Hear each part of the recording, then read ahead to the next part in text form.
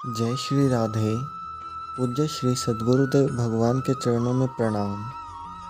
आज की वीडियो अत्यंत महत्वपूर्ण है क्योंकि कल शिवरात्रि है और यह वीडियो आपको अत्यंत लाभदायक होगी क्योंकि इस वीडियो में महाराज जी ने शिव जी के बारे में अत्यंत गूढ़ बातें बताई हैं और उन्हें कैसे प्राप्त किया जा सकता है वह भी बताया है। जय श्री राधे। जी हरियाणा से राधे राधे। जय महाकाल। महाराज जी आपको शिवरात्रि की हार्दिक शुभकामनाएं। महाराज जी मेरा प्रश्न है, क्या राम नाम का जाप करके शिव जी की प्राप्ति की जा सकती है? अवश्य। शिव जी के गण बनना चाहते हैं। किसका किस हाँ, अवश्य अवश्य प्राप्ति कर सकते हैं। आप ऐसा भाव कर सकते हैं कि राम नाम भगवान शिव को बहुत प्रिय है। जैसे हमारे भगवान शिव को जो प्रिय हो वो हम भेंट चढ़ाते हैं ना, हम राम राम राम राम जप करके उनको देते हैं, उसका फल होगा, शिव की प्राप्ति हो जाएगी। समझ रहे?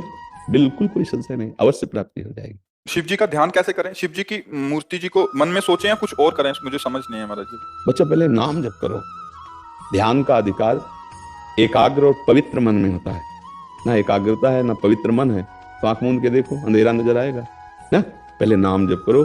प्रायः सत्संग में सुना होगा हमने एक नाम जप करो और नाम का ध्यान करो। अक्षर ब्रह्म है, जे ही नाम का रूप तो देखा नहीं है ना। जैसे प्रश्न हुआ ना कि क्या ध्यान करें, तो नाम है।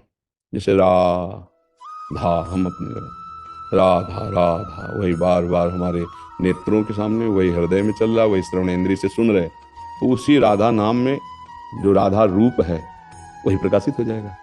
ध्यान नहीं करना पड़ेगा, अपने आप वो रूप प्रकाशित हो जाएगा। देखिए रूप नाम आधीना, नाम जब से रूप का प्रकाश होता है। और ऐसे अगर आपको ध्यान करना है तो भगवान विश्वेश्वर विश्वनाथ जी का जो स्वरूप है शिवलिंग, अब उसको छवि में देखिए, वही बार बार ध्यान करते हुए राम राम जपिए। समझ रहे? वास्तविक तो जो शिव का स्वरूप है वो प्रकाशित हो जाएगा, भजन से प्रकाशित हो जाएगा।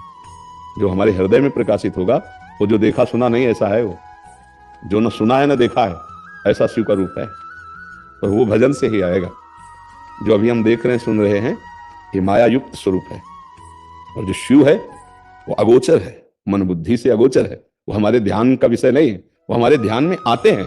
हमारी इंद्रियों की सामर्थ्य नहीं कि उनका हम ध्यान कर सके, वो मन बुद्धि की अगोचर है, क्योंकि ये प्राकृतिक यंत्र है मन बुद्धि। ये केवल प्रकृति की क्षमता है इसको देखने की, जितनी उतनी ही, संपूर्ण प्रकृति को देखने की भी क्षमता नहीं है। अब देखो छोटी सी वस्तु देखने के लिए सूक्ष्मदर्शी का प्रयोग होता है, पता है इन नेत्रों में उसकी क्षमता नहीं है। पूर्ण प्रकृति को देखने के लिए प्रकृति से बने हुए नेत्रों की क्षमता नहीं। फिर जो प्रकृति से परे परमात्मा है उसको देखने के वो कृपा करके नेत्र गोचर होता है, वो कृपा करके हमारी इंद्रियों में स्फुरित होता है, हमारे मन में स्फुरित होता है। इसलिए हमें लगता है खूब नाम जप करो, शास्त्र सम्मत आचरण करो। अगर ध्यान की प्रियता बहुत है तो नाम का ध्यान करो, ऐसा भाव नहीं बनता है तो भगवान शिव का जो विश्वेश्वर विश्वनाथ जी या भगवान महाकाल या जो भी भगवान के 12 ज्योतिर्लिंग है या और भी भगवान के स्वरूप है उनको देख करके भावना करो। तो चूंकि भावना शिव की हो रही अंदर से, बात वहां तो शिव है, ये बस इसी भावना से शिव का प्रकाश हो जाएगा। बस चलो चल दो, तो यात्रा पूरी कराना उनका काम है। हम चल रहे हैं, हम भजन शुरू कर रहे हैं, ठीक है। राम का नाम जपते हैं तो फिर राम में वो राम राम ध्यान आ जाते हैं। आप ये समझ लो, अगर राम का नाम जप करते हो शिव की प्राप्ति करना चाहते हो तो परसेंट होते हैं 100, हम 1000% करें शिव की प्राप्ति हो जाएगी। क्योंकि राम जी आपको शिव से मिला देंगे और शिव जी आपको राम जी से मिला देंगे। दो है नहीं, वो लीला के लिए कभी वो स्वामी बनते हैं, वो सेवक बनते हैं, कभी वो सेवक बनते हैं, वो स्वामी बनते हैं। रामेश्वर की स्थापना करके आप आराधना कर रहे हैं, हनुमान जी बन करके आप आराधना कर रहे हैं। समझ रहे? अगर राम जी के चरण पकड़ोगे तो वहीं शिव जी मिल जाएंगे, शिव जी के चरण पकड़ोगे तो राम जी के चरण तो पकड़े हुए मिल जाएंगे।